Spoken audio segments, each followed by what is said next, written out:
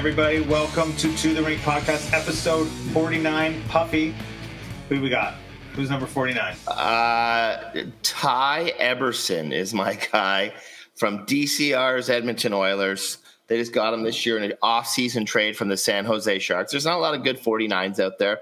He is going to be a key factor this year. Right now he's in the third pairing, but they're going to need him if they're going to get this thing back on track and go on another cup run. And that's a good trade. Maybe not for some people because you're moving from Southern California to Northern Alberta. However, you're moving from a team that I don't think is that good, if I'm not mistaken. You are correct, San Jose. And you're going to a true team that's going to be a contender this year. Yes, for sure. Yeah, that's. But I'm sure Cody Ceci didn't mind going to San Jose. Guys love San Jose. The players that go there, they love it. Well, because you got money, you're in Southern California. You're probably not recognizable on the street. Well, that's Northern California. Is it? So San Jose, that's northern? Yeah, it's right by south. It's pretty close to like San Francisco. Oh, okay. Yeah. But anyway, you're not really recognized. You know, you got, you're in California. It's a nice life. Yeah. Where, like, if you're, like, a hockey player in Edmonton, like, you can't go anywhere, I feel like.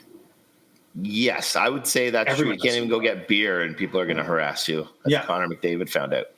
Although I would say, of all the cities I've gone to for Cup Finals, San Jose is probably last.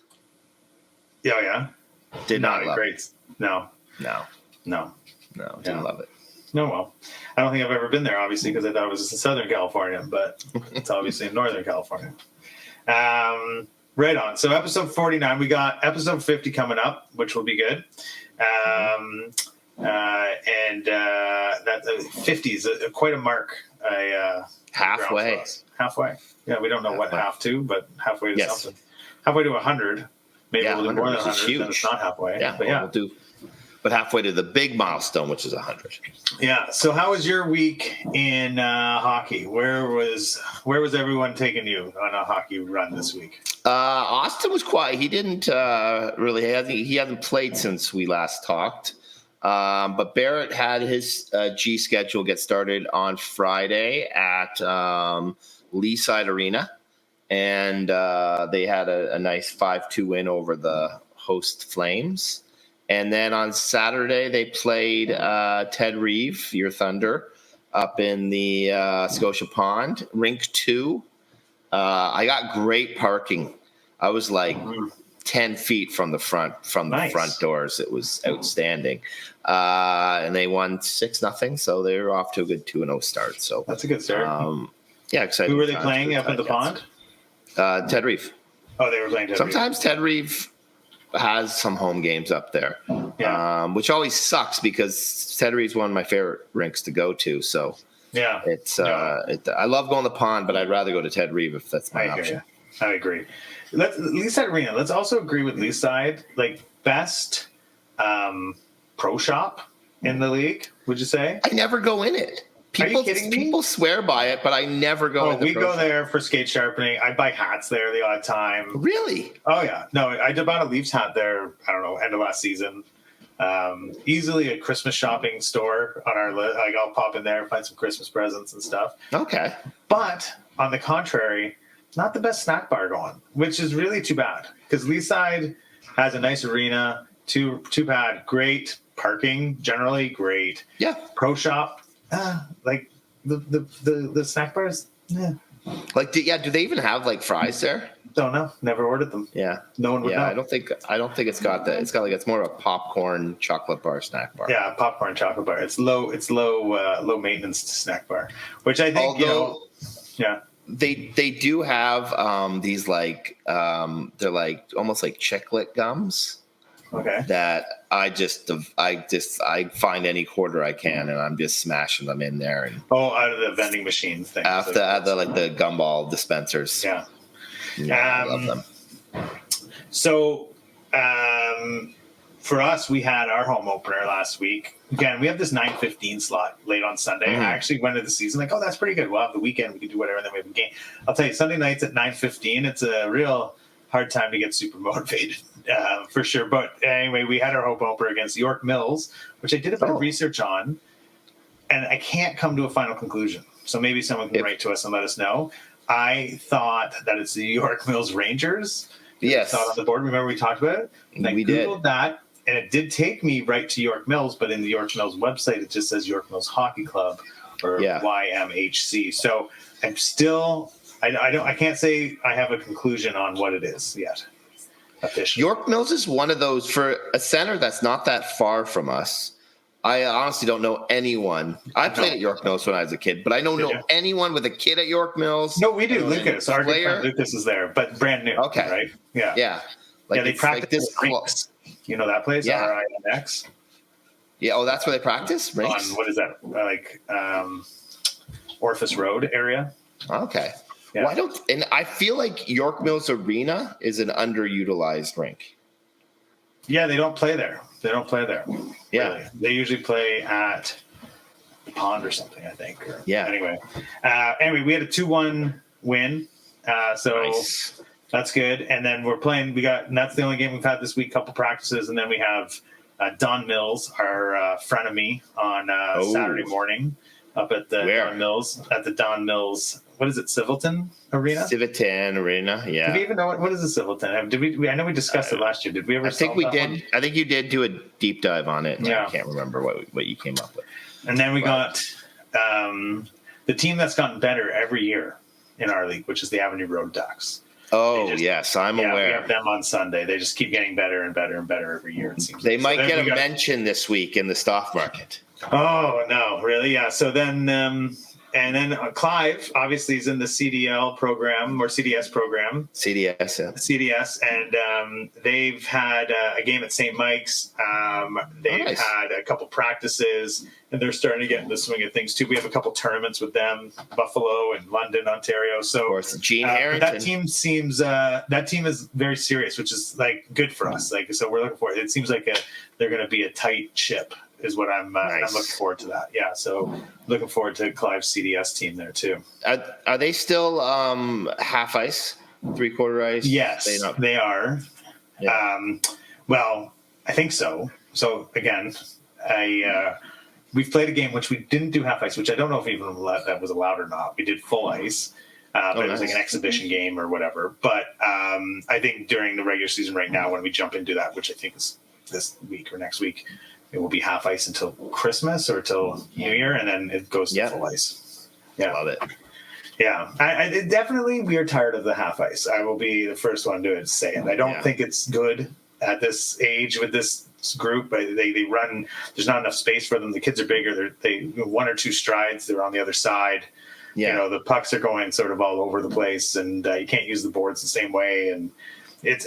I'm ready for the change. I don't know. Maybe that's an unpopular opinion. Maybe it's the thing you're not supposed to talk about, but I'm against it at this point. Yeah, no, I'm against the half ice and stuff, especially by the time they're at Clive's age. And you know, like when you're that 8-year-old like you're ready to play full ice. Wrap it up. But we had a practice yesterday at Huron Park, which I'd never been to. Where is that? And it's like 10 minutes further northeast of Scarborough Village. It's close to Pickering. You're almost at Pickering, like Kingston Road and Kingston Road and Warden, I think. But they have two pads. It's kind of like, you know, Forest Hill, where they're like right beside each other. They kind of share the middle board. Oh yeah, but I've been there once. The one pad's smaller than the other one. And to me, that would be the solution, is have the smaller, younger kids play on a full ice pad, but it's just a little bit smaller. Or we just let them play on. Or we let them play. So that's kind of. But yeah, so we're full swing this week. It's going to be busy and it's going to be good. Yeah, so we're looking for a new. Keep our winning streak of 1 going through the weekend, and then the hot topic on our team right now too is we have a tournament in Montreal. I think nice. I talked about last week. So the schedules come out. So we're all. So this is kind of new for us too, because we're all taking the train to Montreal as a team. That'll be fantastic. Yeah, I think that'll be lots of fun. And then we have a bus, and we've decided you could either stay close to the arena, which was like 45 minutes outside of Montreal, in a hotel, or you can stay downtown and commute. So we voted to stay downtown, to be downtown at night and all that kind of stuff. And then we take a bus. But all the games are like super early. So every morning we got to take a bus out to like Laval or somewhere like that, Mirabel or somewhere like that to our games. And then we trek back. But oh well, it'll be fun. I think the kids are really looking forward. We're playing the Greater Toronto Capitals. I don't think we've ever played them. I don't know where they play. At least it's a West End team. Yeah, Whitby Wildcats, which I know was Bob McKenzie's team, wasn't it? Yep. Bobby Whitby Wolves. Wildcats is correct. Wildcats. Yeah. And then the West Mall Lightning, which we've played in a tournament before, which I know is out of obviously the West Mall of Etobicoke. Okay, I think I actually have a buddy from work. His kid's on that West Mall team. Oh, really? Yeah. We were. They have a nice complex out there. Actually, it's Centennial Park where I learned how to ski, downhill ski. There was a whole ski hill there. Yeah. So anyway, the talk is Montreal. Trying to figure out what to do there. Yeah.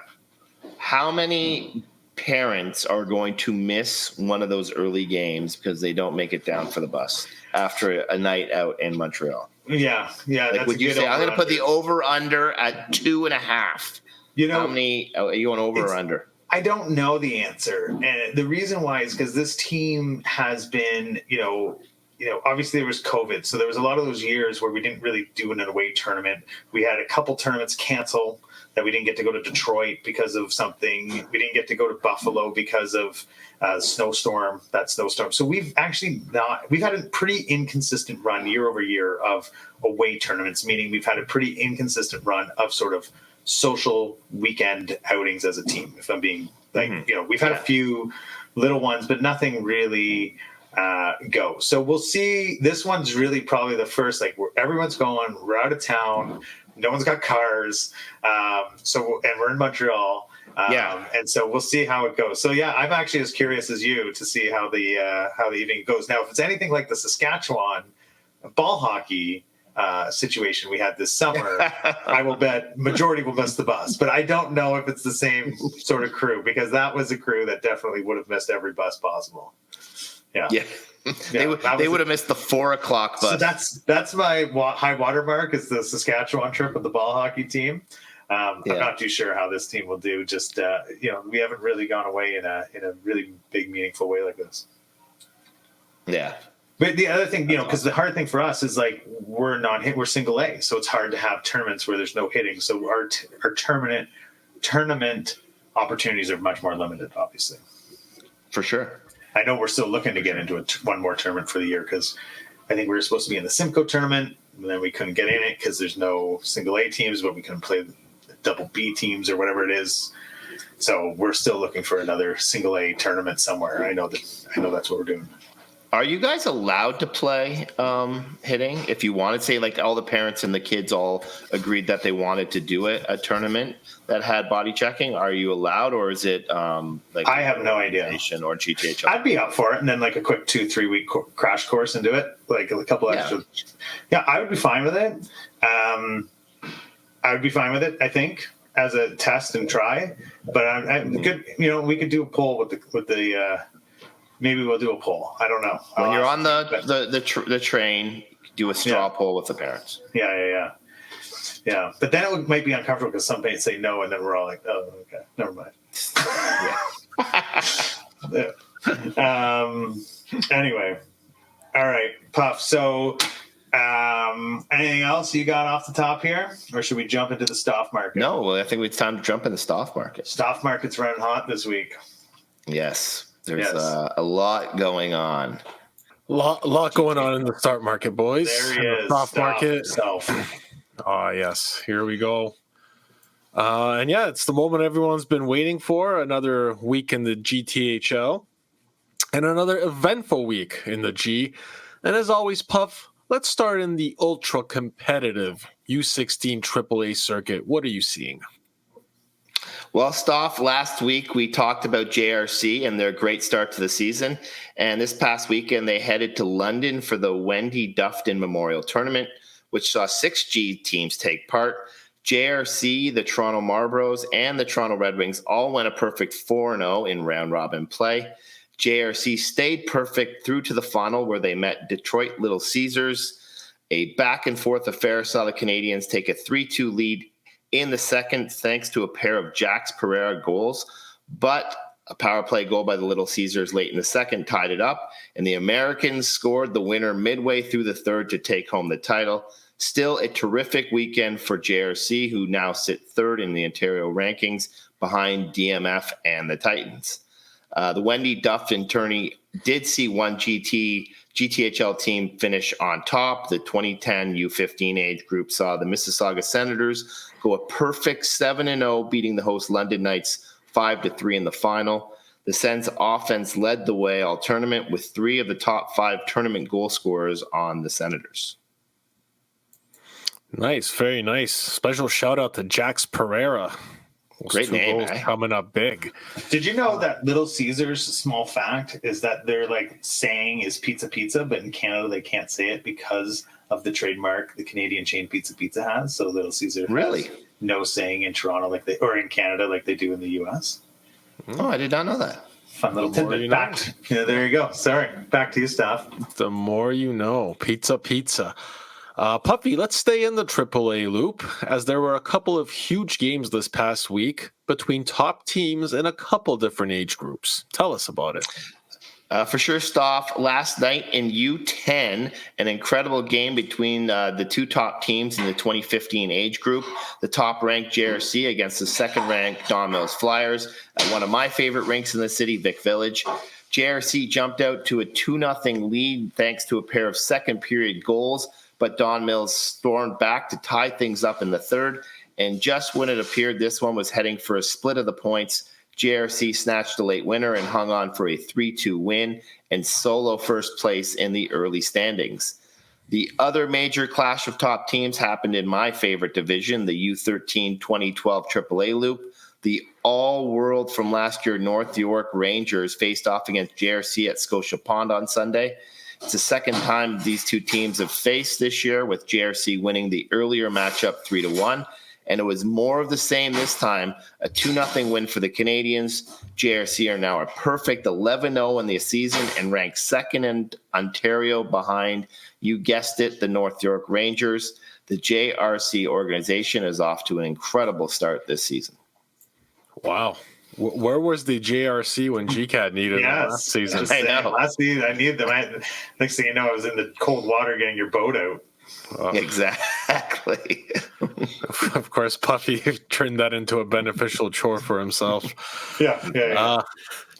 Well, speaking of JRC and speaking of incredible starts, Puffy, are there any other organizations that deserved some love this week?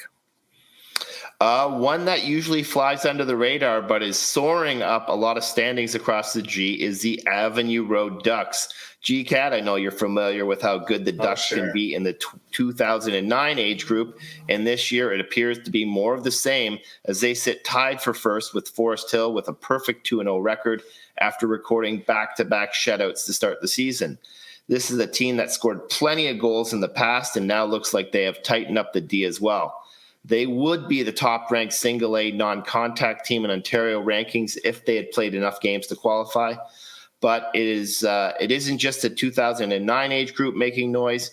The 2012 U13 Ducks are 2-0 in GTHL play, outscoring their opponents 14-3.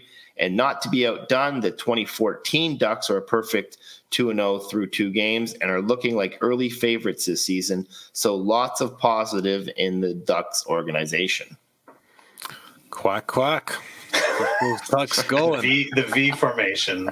That's what they do all the time. Formation. Knuckle puck. They're 2 teams. Both those teams, the Avenue Road Ducks and the Forest Hill. What are they? Forest Hill Force. Yeah, that's right. Both teams, over the we've played them year over year. Those 2 teams have definitely just gotten better every year. Yeah. Well, Puffy, you covered single A, you covered triple A. Anything catch your eye in the double A rankings?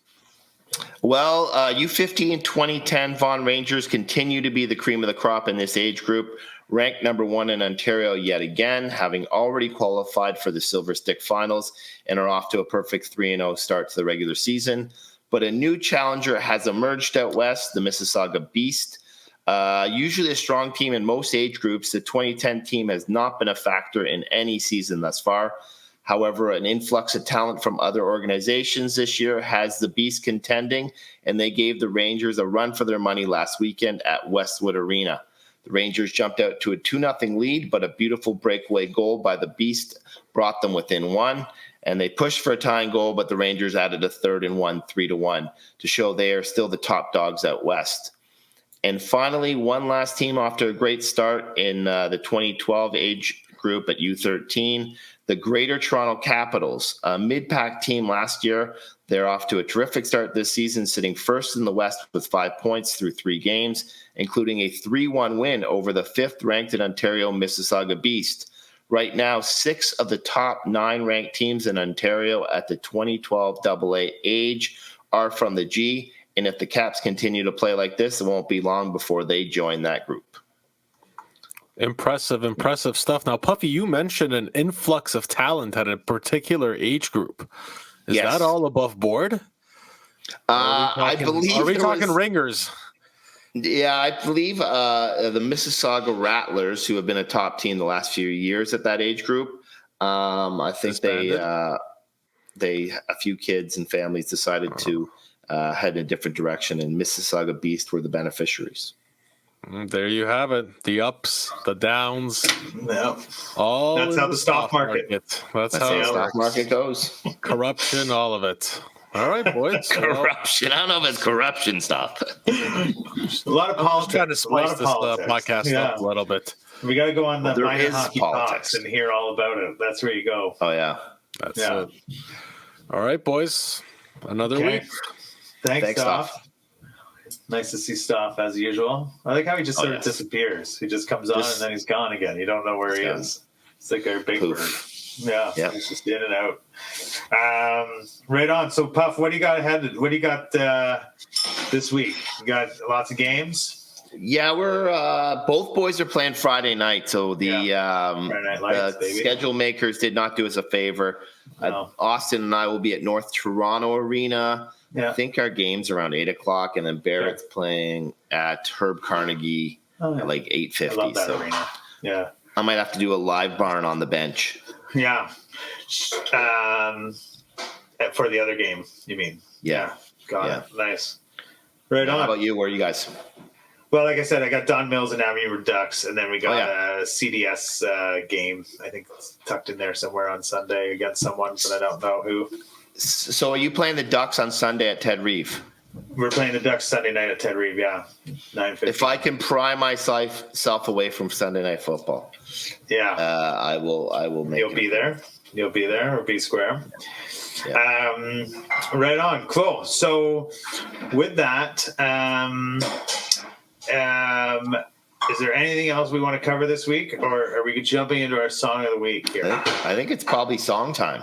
Song time. Okay. Well, you want to go first or I can. Yep. My song actually came to me last night. I play men's league hockey in the great Teal League. What does Teal stand for again?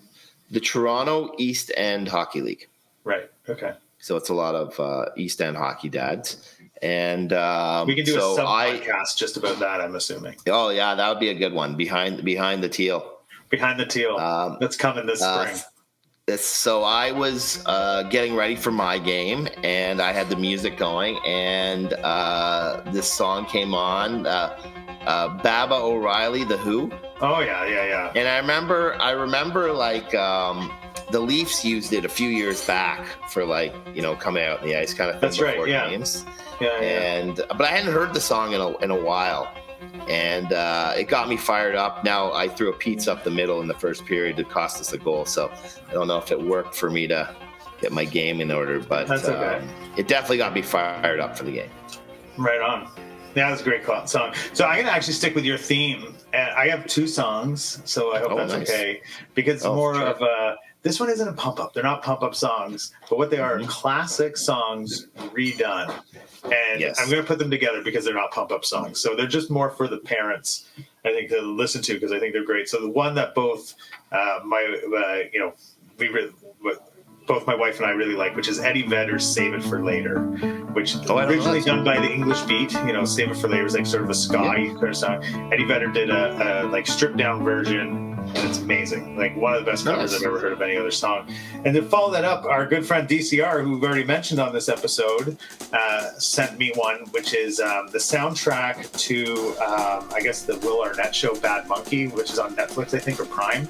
I don't know that song. The whole soundtrack is Tom Petty songs done by other bands. And so there's Don't Come Around Here No More by Nathaniel Rateliff, which is also an amazing cover. So my two songs this week are classic old songs, Tom Petty, Don't Come Around Here No More by Nathaniel Rateliff, as well as Save It for Later by the English Beat done by Eddie Vedder. So those are my songs this week, both classics, both great songs, and both redone really, really well. So I'm a huge Tom Petty guy.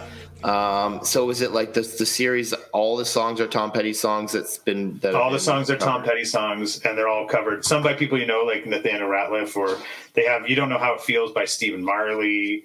There's a cover by Free Fallin' by Imaginary Future, who I don't know. There's a whole bunch of songs on that, but it's all Tom Petty covers. Is it all available on Spotify?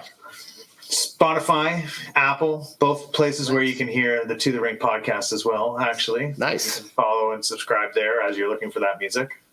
So after you finish this episode, you go listen check to it out. Tom Petty songs sung by other people. That's right. Or English Beat songs by Eddie Vedder. So, and that song was first played on that show, The Bear, if you've watched that show.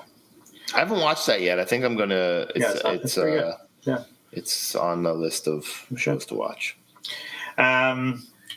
With that, I think that's everything we got for this week. So, everyone, thanks for listening. Another great episode. Appreciate Stoff coming in for the Stoff Market and helping and putting the show out. So, thank you for that. Otherwise, everyone listen on Spotify, Apple, follow us on YouTube, Instagram, share and like, and have a great week in the G. Puff, anything else? No, just, I hope all the teams do well. Everyone stays healthy. There you go. Thanks for listening.